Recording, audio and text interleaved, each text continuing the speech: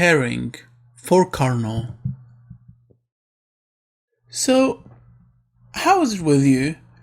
Rachel asked casually while twirling her finger in a mug, trying to get something that must have fallen it. She and Roland sat in a tavern in a poor district of the city of Auriel.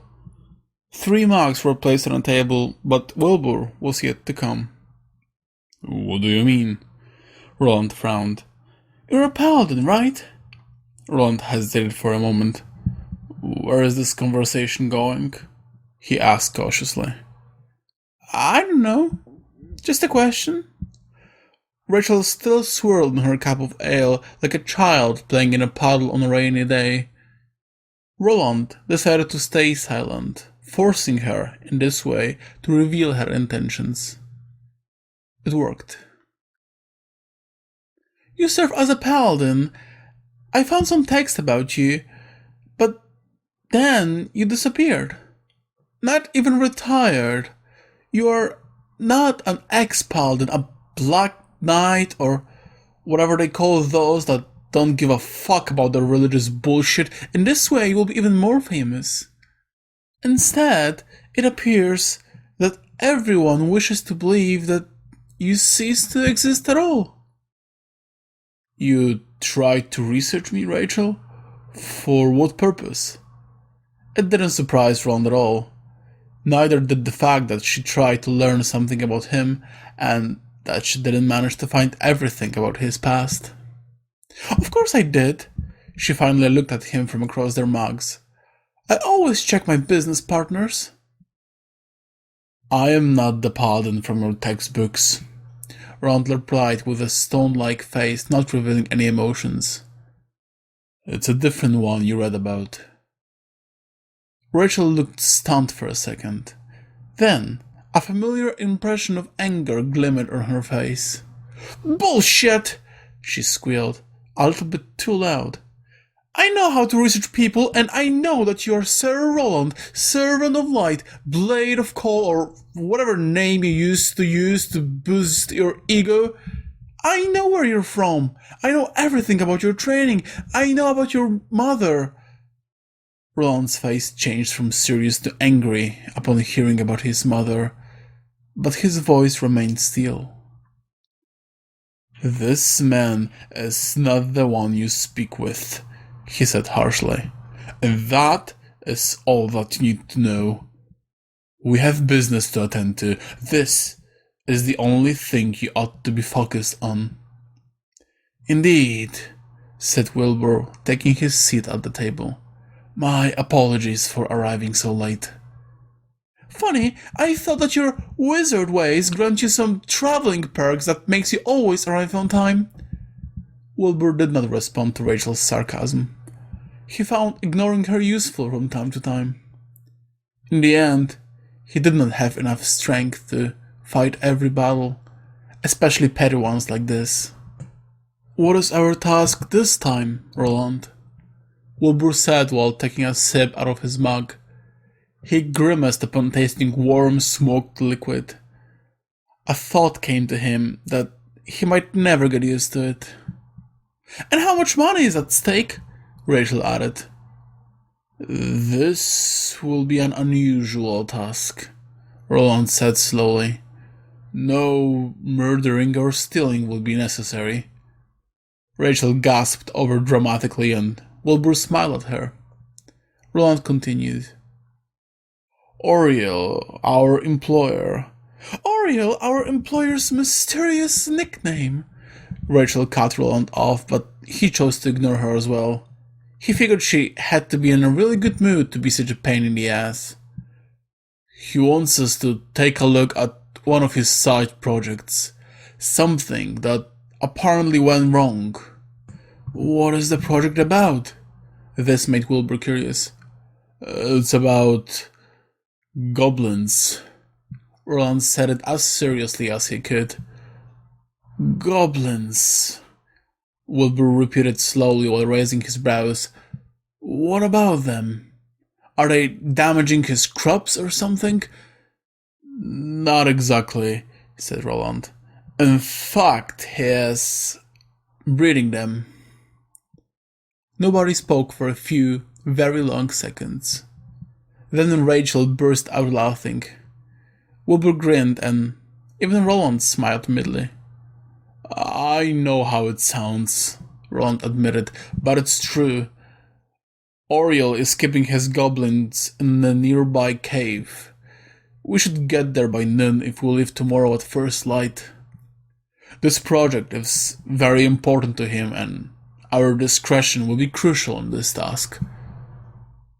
"So, what is he doing with those goblins exactly?" Wilbur asked, gazing at Roland attentively.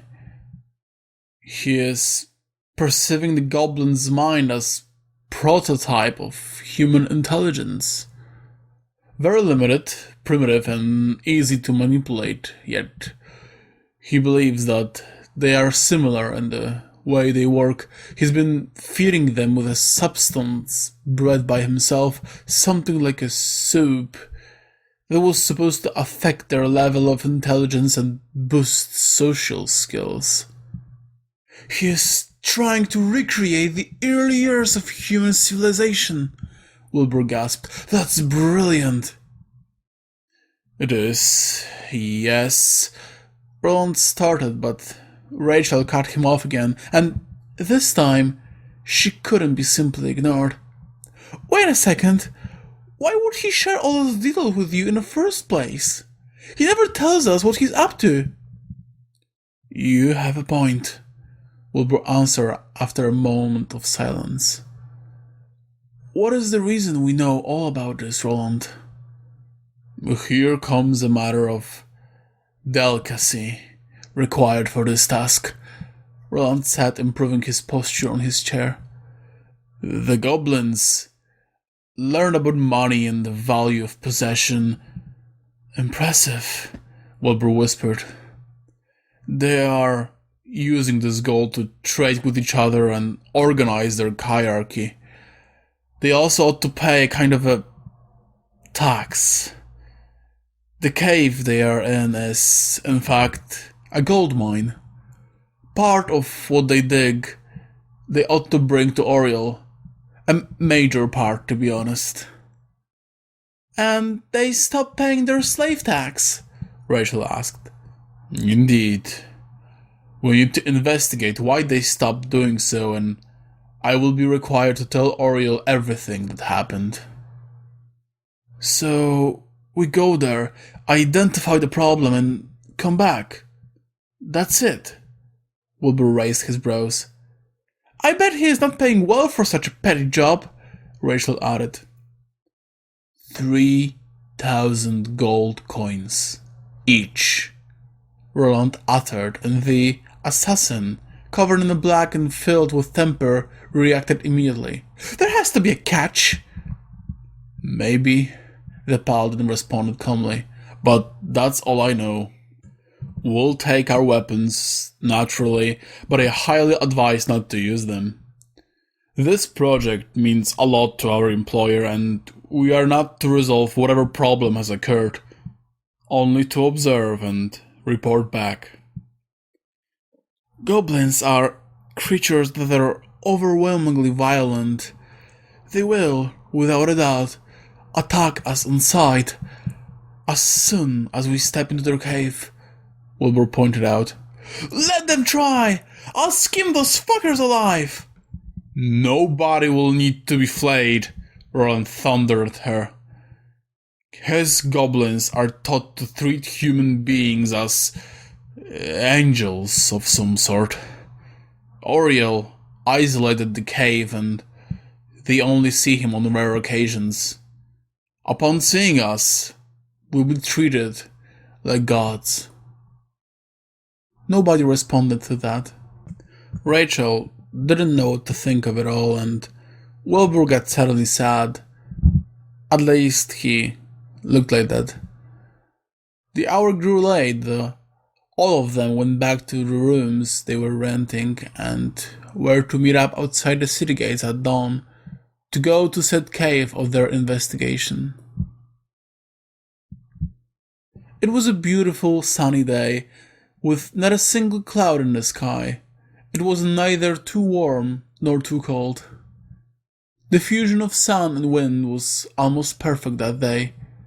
3 mercenaries, paladin, mage and assassin, crossed the country road and couldn't hide their joy of the weather being so nice that day.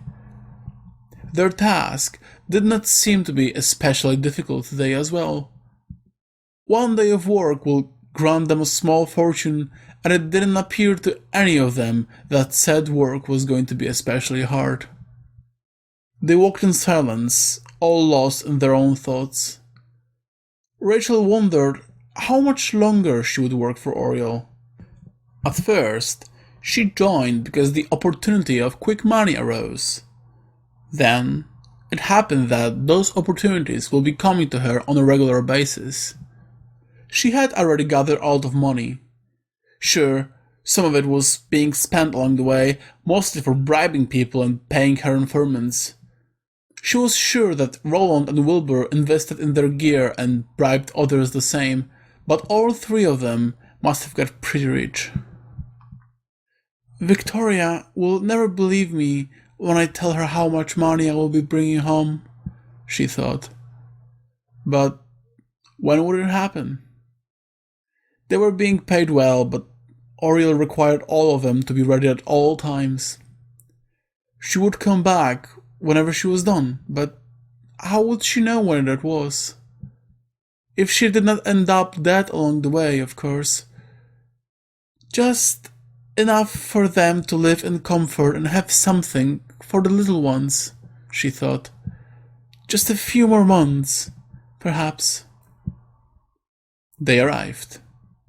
The map that Roland had received from their employer was very simple, but happened to be equally accurate. It was not the cave they saw now before them, but a little boat and an island not far away in the distance. Boats like that were to be found everywhere. People left them just like that, unattended, not caring if someone was going to use them or not. Mid-lake. That was the name everybody had for the massive lake that could easily be mistaken for the sea.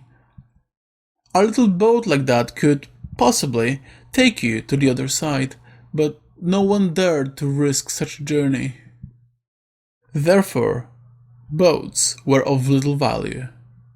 They could get you from the mainland to one of the small islands, or you could use it for fishing, as many boat owners did, but except for that, there was no other use for them. What lived in the depths of the lake, far from the brink, only legends and myths described. But none of it was of the slightest concern of any of the characters this story tells about. They got on a boat, and in 20 minutes they arrived at their destination point. Islands like these were perfect for hiding any project you might wish to hide. They were small, and usually had no visitors. Roland tied the boat to the nearest tree, and they were ready to find the cave. This did not prove to be difficult at all. The whole island was covered with tracks for trolleys filled with gold to travel on. They followed them, and this was how they found the cave. Seeing it from the outside, they were a little disappointed.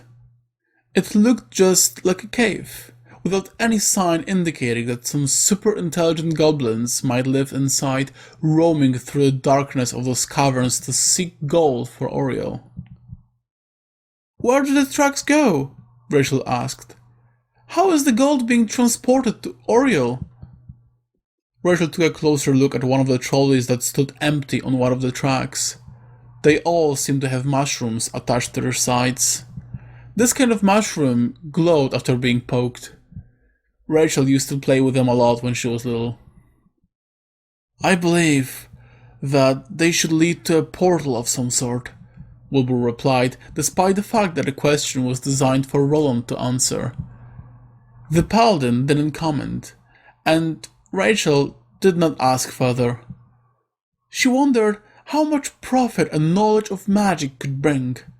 How much a thief can steal is one thing, but being able to tame an army of goblins digging out gold that is transferred through some magical portals and make it one of your side projects at the same time seemed brilliant to her.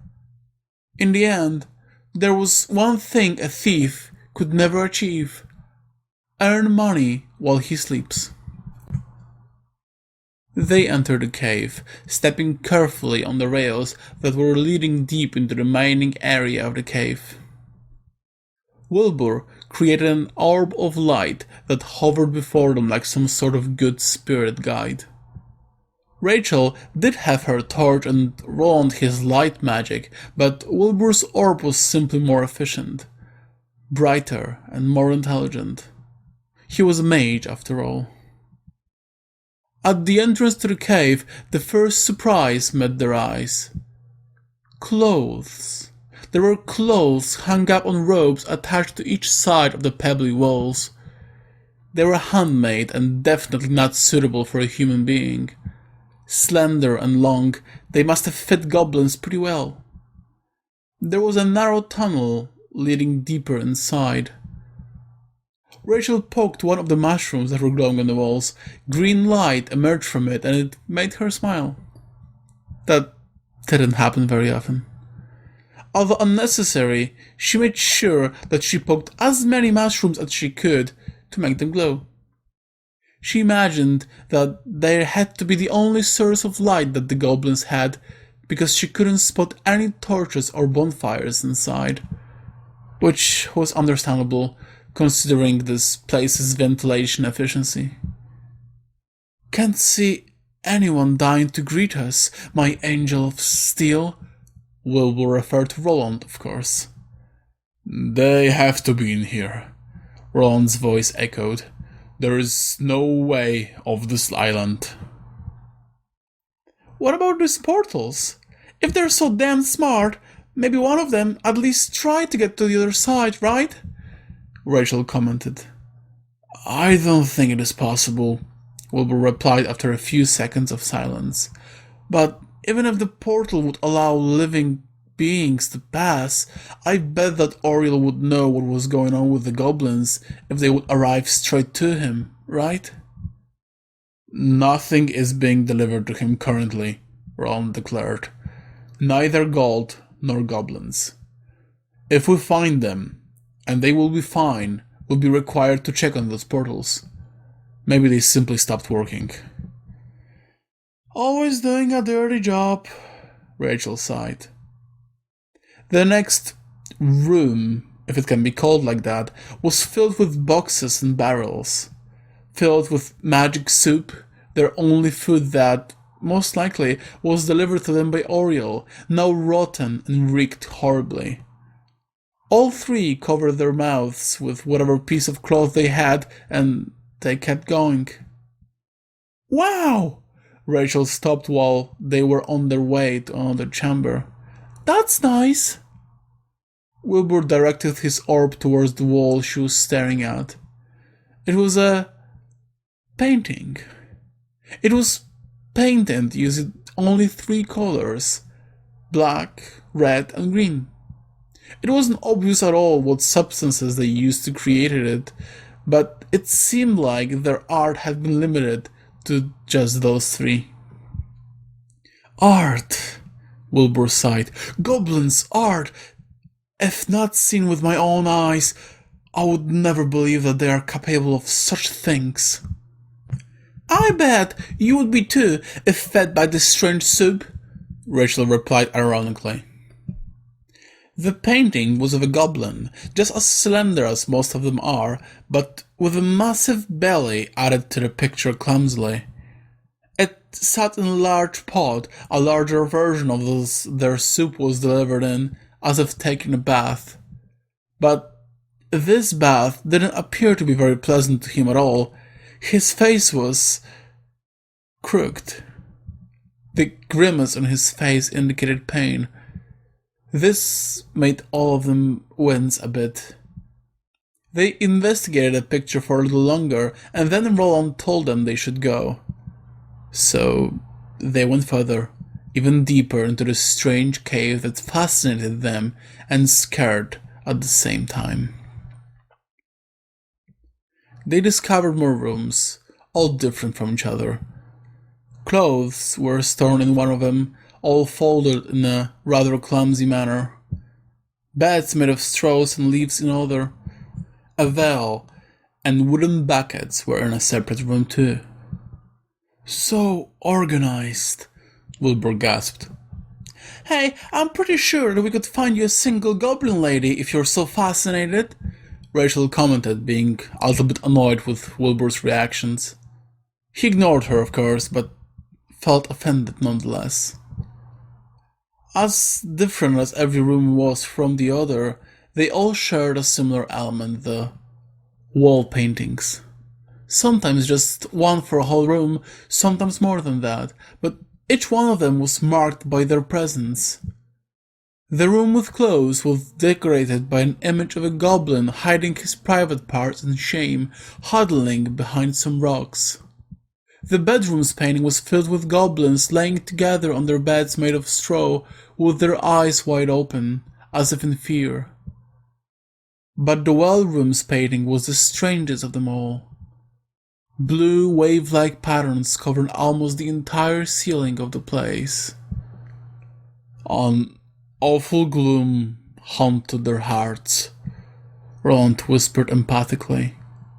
Yeah, they're pretty fucked up, man, Rachel added. The cave seemed to have no end of its own. Deep they went, and many rooms they saw, all marked by dreadful paintings that seemed to become even darker with every room they checked. Yet, with all those rooms they went through, it didn't seem like there was going to be an end of them. They kept going forward on a path that led slightly down. The gradient of the path seemed to increase over time of their voyage. We're certainly under the lake right now, Wilbur said. We might even reach the other side if we'll keep walking, Rachel said under her breath. They seem to dig really deep, most likely searching for more gold. It is not work that can be done in a few years. Personally, I doubt it would be possible to dig that deep within a lifetime. How long were they working for Auriel? How many generations? Wilbur wondered. No answer was spoken, for no one could know, including Roland. But it gave them all a bit of a thrill. With every quest completed, their awe for Auriel only increased. The power of that sorcerer seemed to be almost limitless. How old must he be, based solely on that mine? 100 years old? 1,000? It was impossible to tell. Why didn't they dig down? Like, straight down? That's what mines look like, right? Rachel said after a while. Not necessarily, Wilbur answered. I don't know much about mining, but I saw many caves, some long, some deep. In terms of digging magical gems, sometimes you have to dig upwards, too. Digging up? How is that? Rachel did not hide her deeply surprised face. You've seen that gem we recovered for Auriel? Its magical essence was of unknown origin, but the material itself is purely physical. It's called gemstone, and finding it is a matter of pure luck. You can't detect it using any magical methods. Its transparency is the reason why it is being used in the first place. In this way, the material it is being made of does not interfere with any magic that will be possessing it.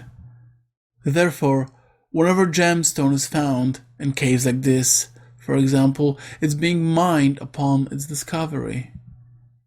And gemstones are never found anywhere deep. Therefore, gemstone veins found in a mine, for example, most likely will have most of the resources closer to the ground. When you find one in a place like this, you dig upwards. Wouldn't it be easier to simply start digging from above, since you know where such a vein is after you find it? Rachel asked, frowning, not being entirely sure if Wilbur was making fun of her. What if a vein is under the lake? You can't always dig from the surface, Wilbur grunted. Then you'll reach the lake eventually. Anyway, And you'll fucking die! What's the logic in all this? Conversations like this one between Wilbur and Rachel happened rather often during their boring journeys from one point to another. Roland listened to them in the beginning, when they first started to work for Auriel, but now he ignored them deliberately. He knew that it didn't matter if Wilbur was telling the truth or not. He would keep talking and trying to prove himself right, and Rachel, also regardless of the matter discussed happened to be true or not, will do all in her will to deny it anyway. So, instead of paying attention to their dispute, Roland couldn't help but wonder about the goblins' art they kept finding in those caverns. Religious art, the only one that interested Roland, also happened to be brutal and dark from time to time. And this darkness quite often referred to the very beings that created said art in the first place. But it was always a warning. Visions of punishment for not following the rules given by the gods. And alongside all this sorrow, churches were also filled with happier paintings, sculptures and stained glass. A light worth pursuing. A light the goblins seemed to lack. What exactly was Auriel doing to them that hell to be afraid of was the only thing that pushed them to art? Why was there no joy in their life? While wondering about it all, Roland and his two lost-in-discussion friends got to the end of caverns, and in this way he got a little bit closer to his answers. They found a large chamber, 10 or even 15 times larger than the largest room they saw before. A room so large that Wilbur's light was unable to reach the edges of it. The great circular hall they found themselves in was all covered in paintings of those creatures. Not an inch of space was left uncovered. A lot of blood and tears and fear, images both realistic and surrealistic, representing endless agony and unbearable suffering. And in the middle of the chamber, a hole, incredibly wide and dark, with stairs leading down, made out of wood that had seen better days. "What the hell?" Rachel exclaimed loudly. "I think that we found the source of their fear," Roland said, resting his hand on the hilt of his sword. "We know, now, why they disappeared," Wilbur murmured, gazing into the abyss. "Shadow consumed them." "Guys!" Rachel started, visibly irritated. "Are you for real?" Both of them turned to her, surprised. "What do you mean?" Roland asked, frowning. "You don't know what is down there, do you?" she asked, spreading her hands. "They dug deep to look for gold. You looked at some spooky scribbles, found a hole, and you shit yourselves? Really?" They looked at each other hesitantly. Rachel waited for their answers with her brows raised and hands spread. "Art is a product of the soul," Wilbur finally started. "They lived in fear, and now they're gone. And in their place there is the biggest hole I have ever seen in my life. Doesn't all sound logical to you?" "Sounds like a guess," she snorted. "What about finding out?" What? Wilbur let that question out without any control as a result of true surprise. "Are you for real?" "Yes, Wilbur." It was Roland that responded to him. He looked a lot more confident than just a moment ago. As much as he got scared, he seemed to get himself together and play the role of a leader again. "We are going to investigate it," he said. And then he added what Wilbur did not want to hear at all, and what, surprisingly enough, even shook Rachel a little. "We have to go down." The so-called stairs leading down could hardly have been called like that. rotten planks fastened together with ropes of also doubtful quality. A spiral of stairs was attached to the walls inside a massive hall. There was no place to stop and no way to save yourself in case of a failure of a construct. How do we know if they just simply fell? What if the stairs end somewhere in the middle and will join the pile of stinking green bodies at the bottom, if there is any? Rachel asked while descending slowly behind Wilbur. All of them.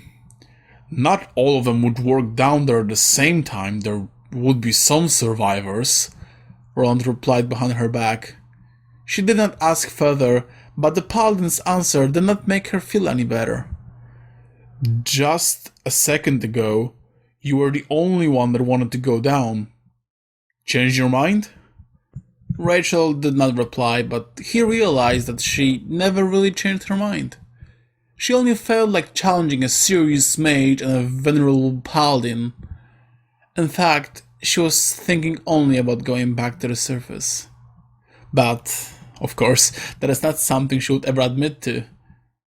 As they were going down, Wilbur's orb of light hovered before him, shedding some light on the next few steps. As they kept going, Rachel realized that she couldn't see the top of the stairs anymore. Only a few planks behind her and several before her. A cold wall on her right and, on her left, only darkness. There were holes in the wall, little chambers, places where goblins found some gold veins. Dug out everything there was to dig and then kept building more stairs, getting even further down. Wilbur wondered about the mysteries of this hall. The hall itself certainly was not a product of a goblin's work. It existed before. Auriel had to tell them to climb down and search for gold on its edges. And yet, there was something deeply artificial about it. Set edges, the walls that they had on the right-hand side while descending the stairs were smooth. Almost too smooth to be a product of nature. As he pondered about this, he couldn't help but think only about what the bottom might look like. If there is any, as Rachel pointed out. Why is it always like that? Rachel said suddenly. What do you mean? Asked Roland in a neutral tone. Dark, she responded. Dark, full of worms and vermins, always cold and wet and dirty. Stop ranting, Rachel, Roland replied, slightly irritated. We'll find the goblins and report back to Auriel in no time. Then you'll be able to go back to your warm, cozy room. I'm not ranting, she sounded offended by his words. Just trying to start some conversation. You guys are so boring, always going in silence, as if that would be what we're getting paid for. Why not talk about something interesting while on our way to behead some ugly monsters? What's wrong with that? Nobody is going to be beheaded, Roland reminded her. And, in fact, silence is pretty handy on quests like that. Often it is better to be unnoticed. Oh, certainly no one will notice a 6-foot-tall knight in armor twice his size, Rachel said ironically. And if they won't, I'm pretty sure that they will notice a 5-foot short, screaming lady dressed in leather, Wilbur added.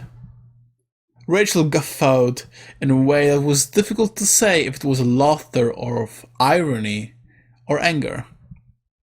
But it would be entirely possible for Rachel to express both at the same time. I think we're reaching the end, Wilbur said to them. Just a few steps ahead, the stairs ended suddenly.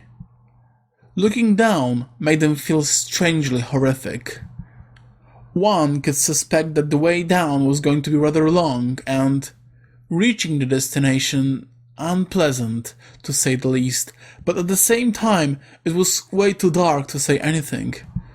The bottom might have been just a few yards below them, or hundreds of miles. They did fucking fall! Rachel squeaked. I told you they did! What are we going to do now? Fall too to confirm that? They did not, Wilbur said while investigating the last step. That is how far the stairs were built. There is no sign of any breakage. What does that mean? Roland asked from the back.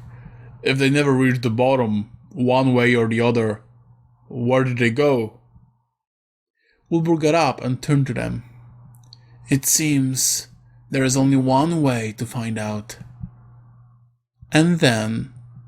Wilbur! Roland gasped upon seeing Mage disappearing into the darkness. It all lasted only a few seconds, but it scared both of them seriously. After he jumped, there was a sound of him landing on the ground. The ledge is narrow, so we have to be careful, he said while looking at them from below. There's a tunnel down there. It looks rather long. You crazy sick fuck, Rachel whispered to herself, smiling. They joined Wilbur jumping on the ledge just below the stairs. The mage had to notice it while investigating the bottom steps. If those goblins are anywhere, they have to be in here, Wilbur said while entering the narrow passage. Or they fell trying to jump and all of them are dead and the only thing we'll find are some disgusting spiders, the small assassin said while watching the walls carefully. For said spiders, one could guess. Are you afraid of spiders? Wilbur asked genuinely. No, she answered after a few moments. Why are you still insisting that they fell? The paladin asked in a little annoyed tone. Because I want to go home. Her answer was grumpy, but sweet in a way. That was what Wilbur thought at least. The passage was narrow and there was something odd about it. Maybe not about the look of it. In the end, it was a simple corridor, drilled in a stone wall with the help of very primitive tools. It was the smell of the place hovering in the air. A little sweet and nauseating, but not the way rotten corpses tend to smell. Or at least no human or animal ones.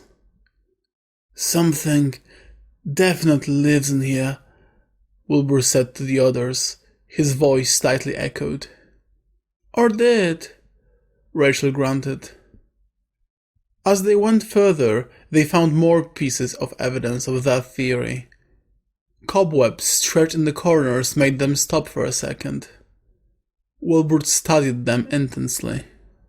They did not fall, spiders ate them, what's the difference? Rachel murmured to herself, pissed off at the same time, mostly due to the fact that she couldn't hide her stress associated with the phobia. It was embarrassing to her that she was afraid of spiders. How can she fear such small harmless creatures and slit throats of fearsome barbarians without blinking an eye? Certainly they did not, Wilbur replied with a polite smile that, to Rachel, seemed a little bit too ironic at the same time. These particular cobwebs are abandoned, but whatever spiders have made them were fairly small. There are small insect remains still dangling from it. If there's food for spiders, there has to be food for spiders' food. It means flora. There is life.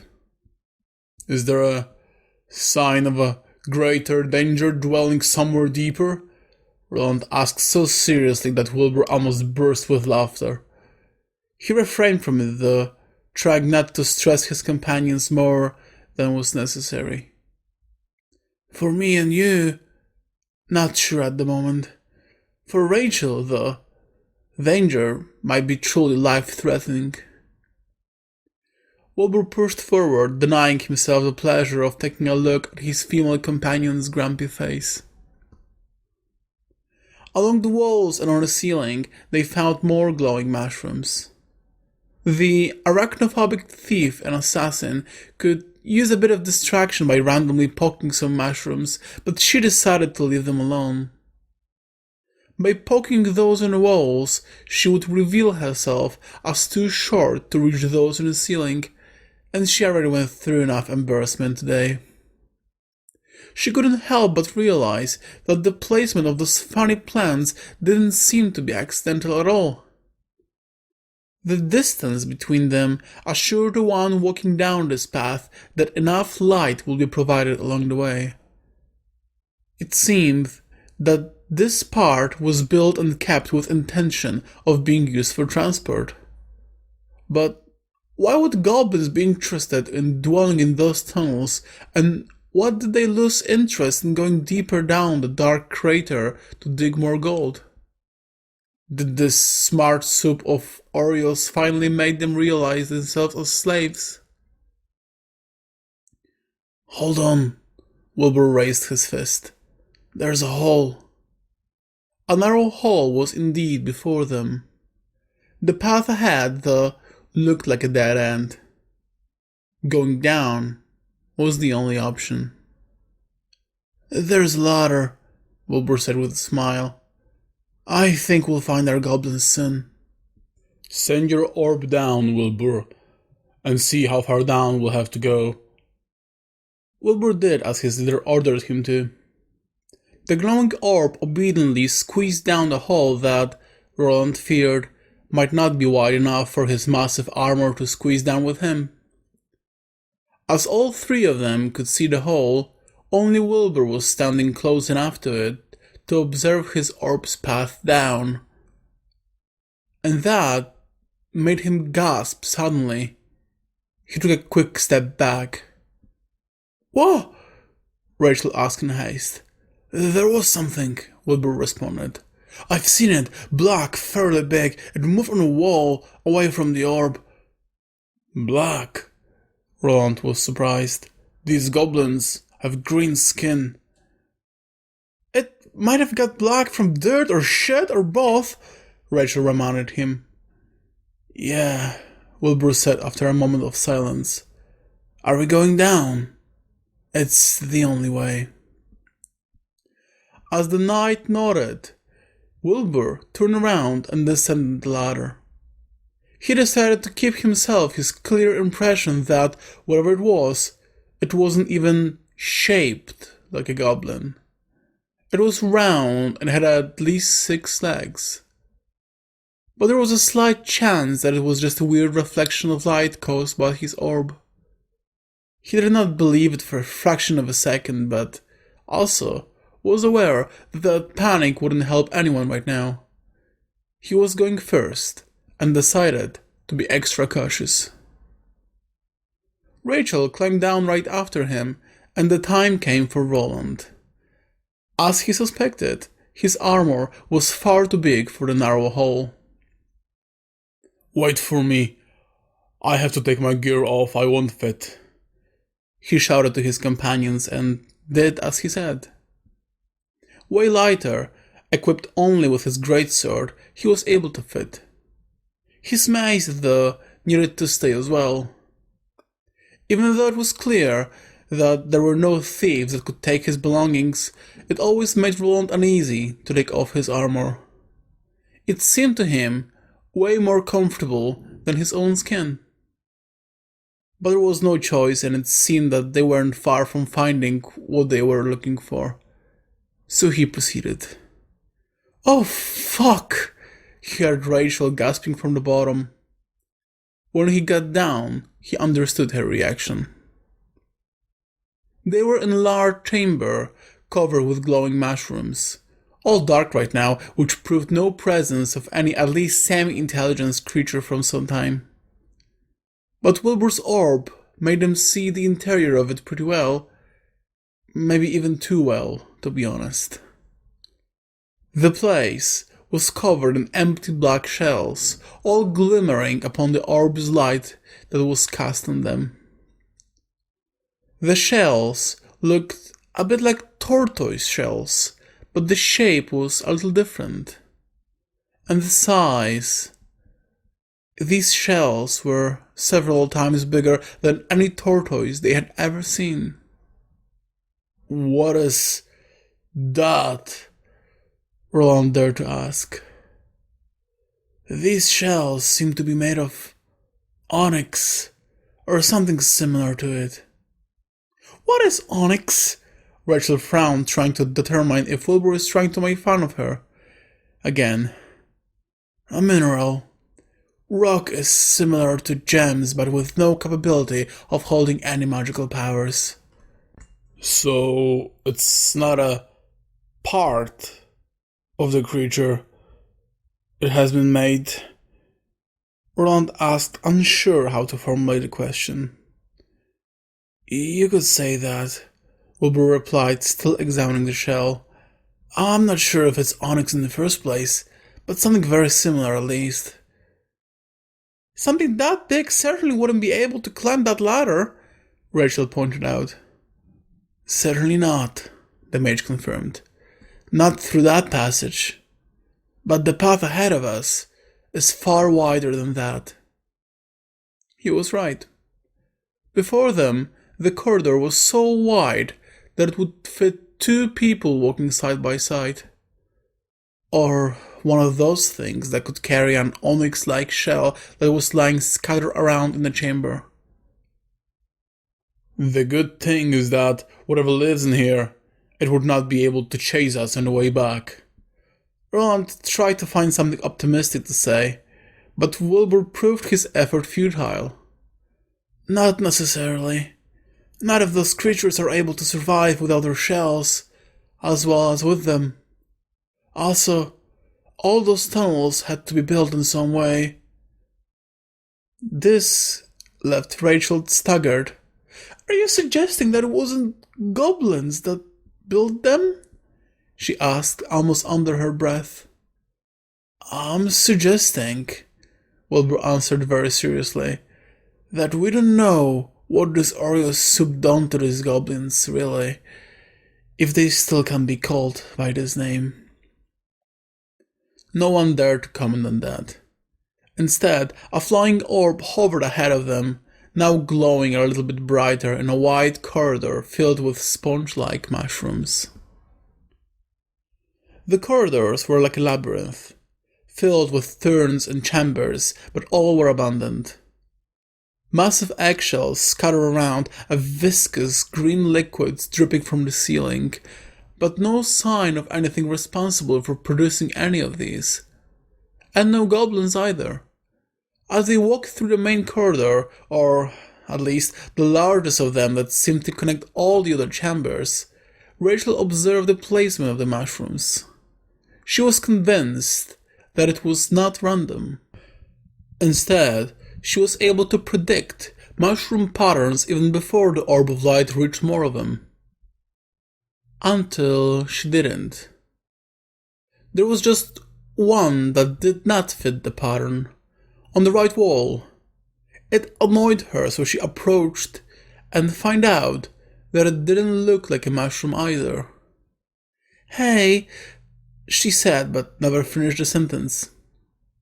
The thing she mistook for a mushroom from a distance was a little bigger, and its form was more defined. As said mushrooms appear in different shapes, this one was very round and way darker. And now, as Rachel got closer to it and started to speaking it, opened its eyes.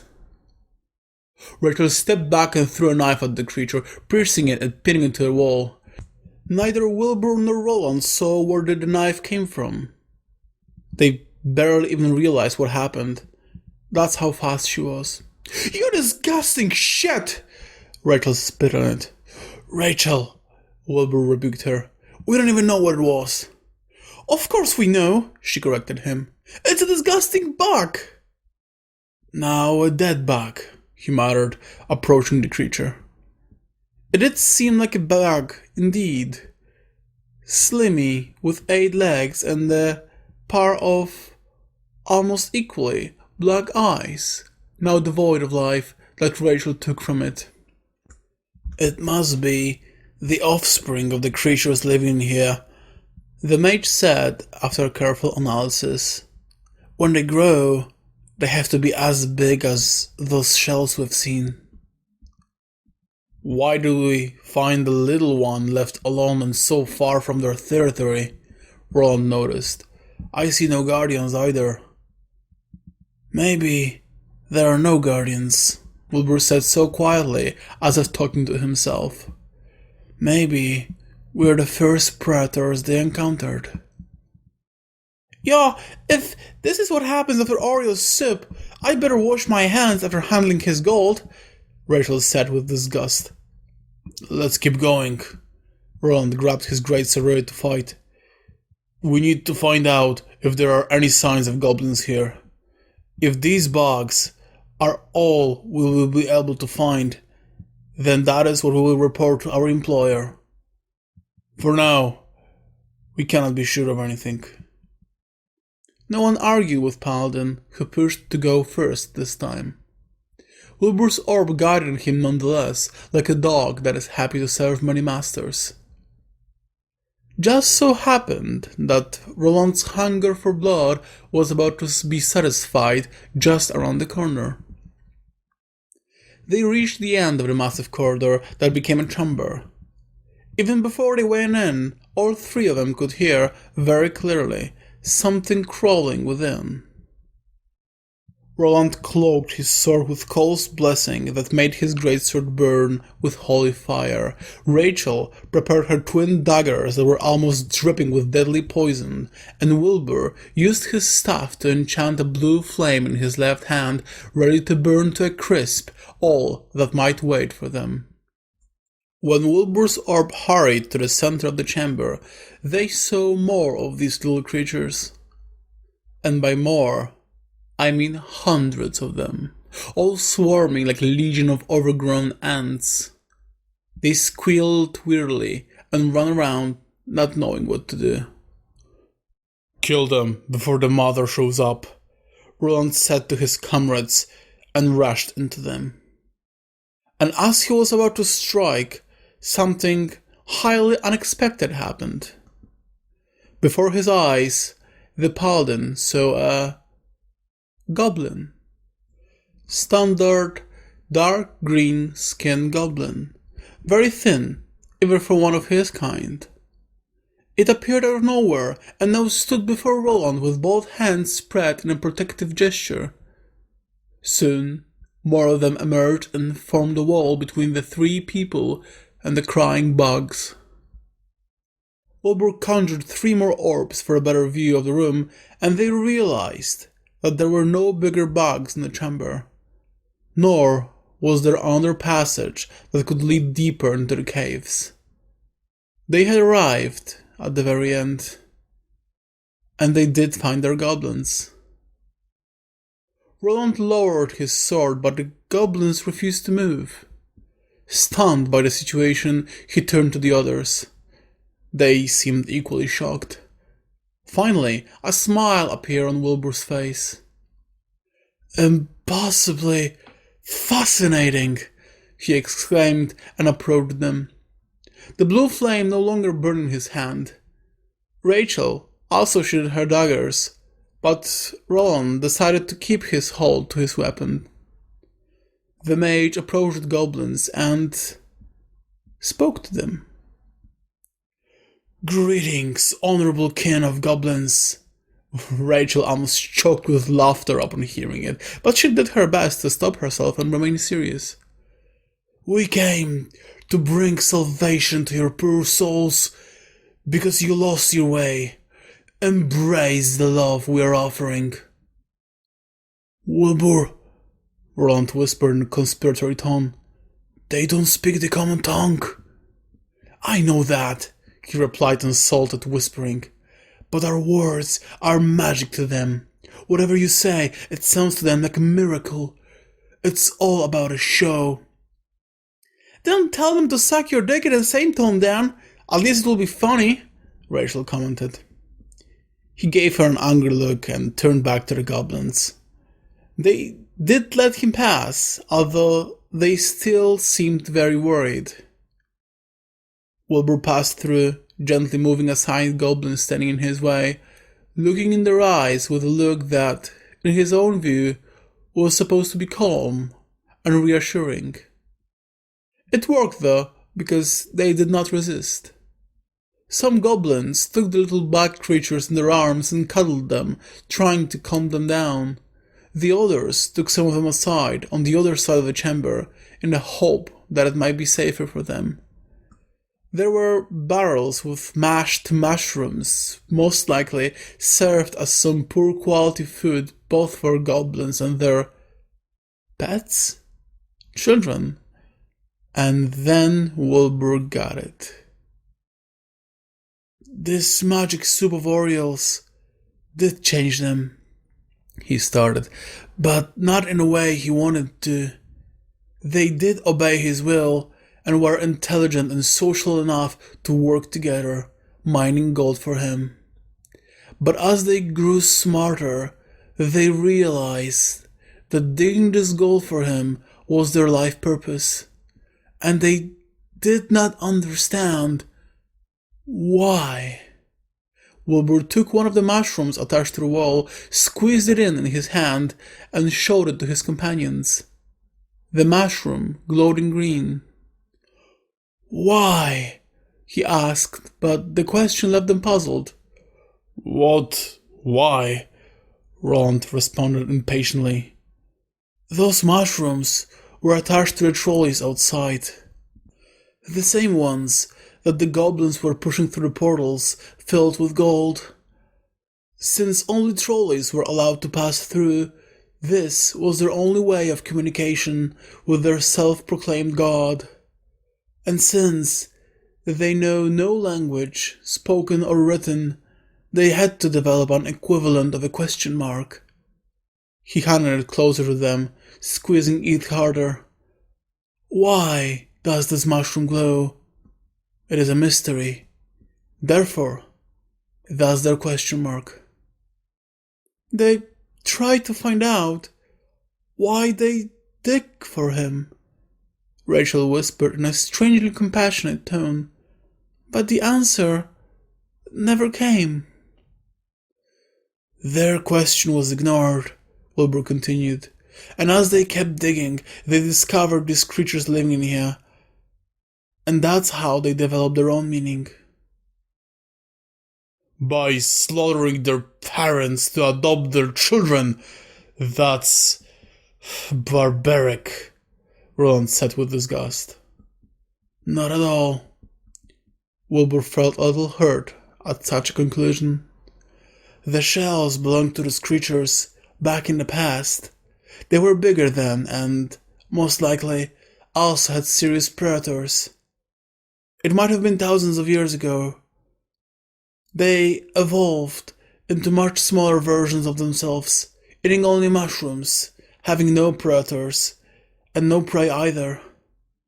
They became vulnerable. They found themselves needing to be cared for, Rachel said, and Roland could swear he saw a tear slipping down her cheek that she managed to wipe away very quickly. Yes, Wilbur replied and turned to the goblins. They disagreed with the fate their god prepared for them. They rebelled against his will and found meaning in kindness to the other creatures. Kindness that was never shown to them. They stood like that in silence, observing the green, slender creatures petting and feeding little bugs. They knew very well what their task was, and Wilbur decided to speak before any of them had a chance to. We cannot let Auriel know anything about their fate, he said, knowing how greatly Roland would disagree. But, to his surprise, he didn't. He seemed sad, resigned. They also seem to refuse to eat their soup, the paladin pointed out. What will happen to them on this mushroom diet? It is unclear to me, Wilbur said, It is more than likely that their social skills and compassion is a side effect of Auriel's soup. In a generation, or maybe less than that, they will, most likely, come back to being standard goblins. Brutal and selfish. They would slaughter those little ones and keep killing each other in a fight for power. "What can we do for them?" Rachel whispered to cover up her breaking voice. She couldn't believe some petty goblins made her cry. "I got way too soft," she thought to herself. They found their need for meaning and put on their shoulders a weight difficult to carry. Wilbur's voice was sad as well, and they refused to develop their consciousness. They chose to get rid of it, to be blind to the tragedy of existence, and spend their remaining time in here, caring for those poor creatures that the world abandoned, as they were abandoned by their creator. Even if their fate is to die here miserably, and to destroy all kindness they discovered, it seems to be their choice after all. They did not discuss this matter anymore. Roland turned around and went towards the ladder they used to descend this lower level. Rachel and Wilbur followed him obediently. They walked in silence and reached the stairs. When they climbed them, Roland took out his sword. He gave a look to his companions and both of them nodded. All three together, with the use of blades and magic, destroyed the stairs leading down. The burnt remains fell into the abyss, disappearing completely. "Auriel's goblins fell into the darkness," he stated the obvious. "And that is what we discovered." They agreed in silence and got out of the cave. It was dark outside, and only the sound of gentle waves smashing into the small island was audible to them. Roland looked at the stars and sighed after a moment. "Fucking nonsense," he swore and rushed to the boat. The foul language made both Wilbur and Rachel look at each other, but none of them said a word. In the end, grief and resentfulness filled their hearts just as well. Thank you for listening to this episode of Excavation for the Impossible. Just as the master and the student created teaching, only you, listening to these words, read by me, make the story alive in the first place. With the only minor difference that I am no master, and you have nothing to learn. Because in the end, all you can find in any story is only something that you already possess. The next episode will be about Wilbur's youth, how he grew up as a refugee among the strangers, raised by an iron hand of his father, and how his fascination with magic began. Especially flesh magic, mysterious, unknown to the common folk, and discredited by most wizards. I will meet you there 2 weeks from now. Take care, live your best life, and make yourself a nice cup of tea. You deserve it.